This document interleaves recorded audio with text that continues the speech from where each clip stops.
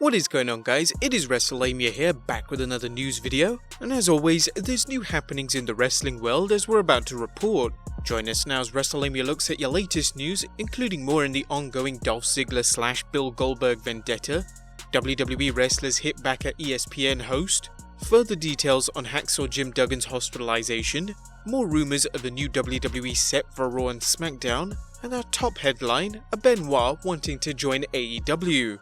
Yeah, you don't hear that every day.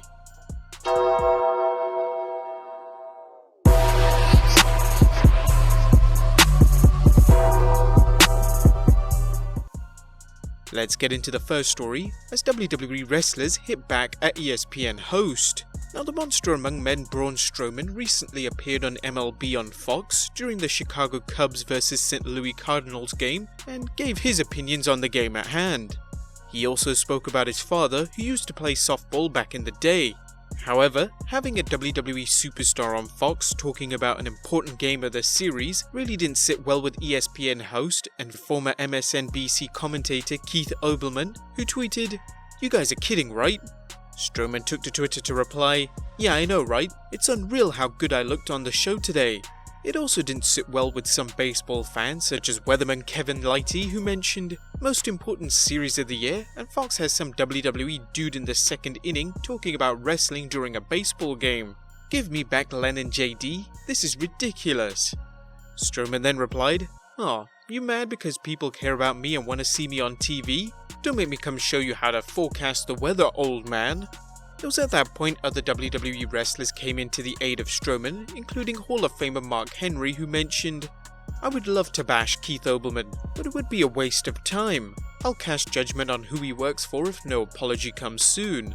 The WWE doesn't deserve his contempt. If WWE fans boycotted his network management, it would slap his hand. Wake up, Keith." Bully Ray also agreed with Mark Henry's statement. Corey Graves even got in on the action, tweeting, "Sorry Keith Olbermann, I'm sure it's a tough pill to swallow. You were awesome once, and I'm sure you still are.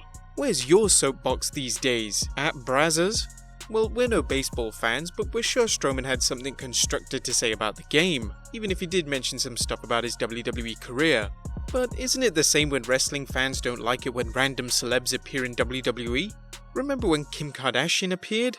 Phew, the Godfather was definitely missing a hoe that day. Next up, Dolph Ziggler's war of words with Goldberg.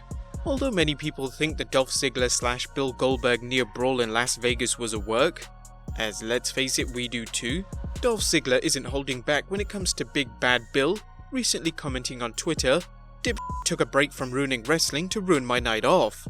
I'm not interested. Get a hobby or go fishing or something.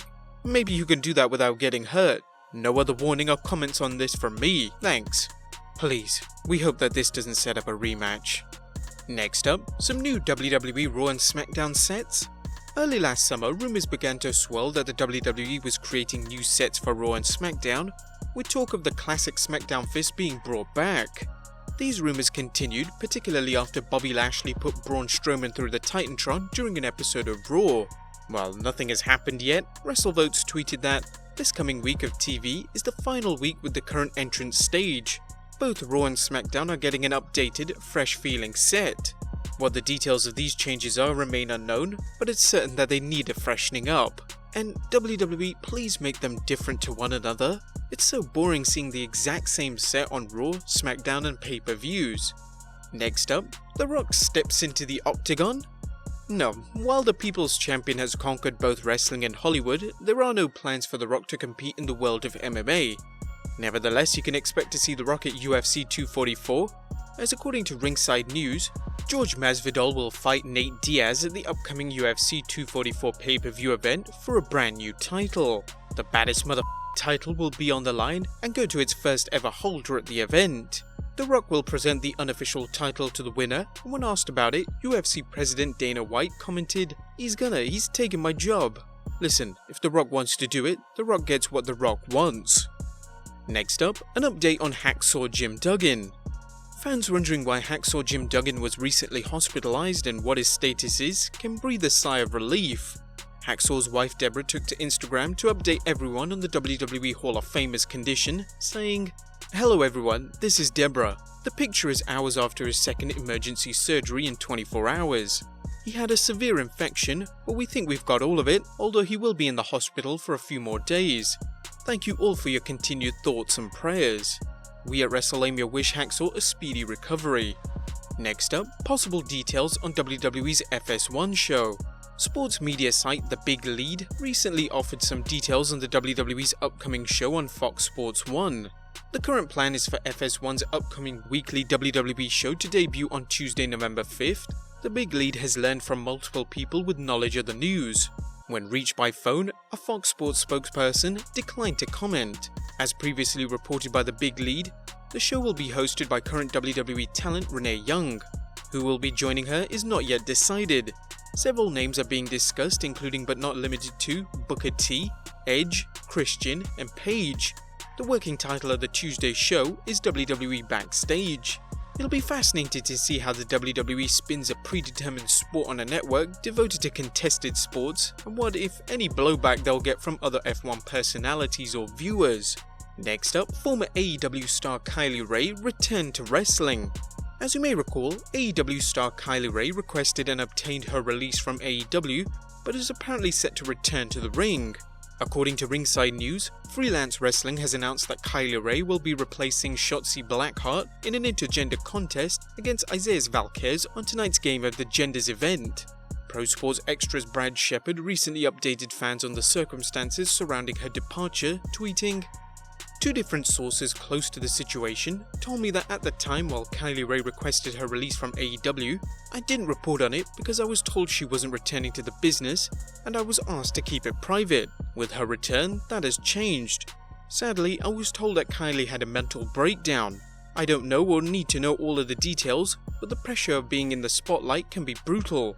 It was also rumored she had a confrontation with two people in AEW, which I won't get into as it's unconfirmed." Our next story, a 24/7 title change in China. Fans never know when or where the 24/7 championship will change, as seen at a live event in China where EC3 pinned R-Truth to win the belt. The title change was short-lived as R-Truth regained the belt, making it his 498th title reign by our last count. Next up, Lacey Evans got pulled over by the police in Canada and is completely in character the whole time. Now you can argue that kayfabe is dead in 2019, but some superstars still take it very seriously, like Raw superstar Lacey Evans, who was pulled over by Canada's police service to issue her a speeding ticket as she remained in character the whole time. Check out the video. Are you serious right now? That's not a citation, is it? No, it's a violation ticket for speeding, Macy. It's Macy, right? Do you know who I am? I have no idea. Well, I'm Lacey Evans, and I do not rate that ticket, so you can go ahead. Lacey Evans? WWE superstar, and you should know exactly who I am. Sorry, ma'am, I don't.